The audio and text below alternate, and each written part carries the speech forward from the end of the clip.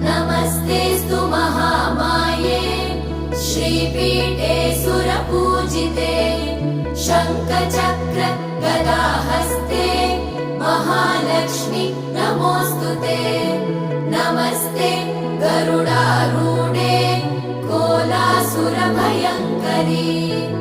सर्वपाप हरे देवी महालक्ष्मी नमोऽस्तुते।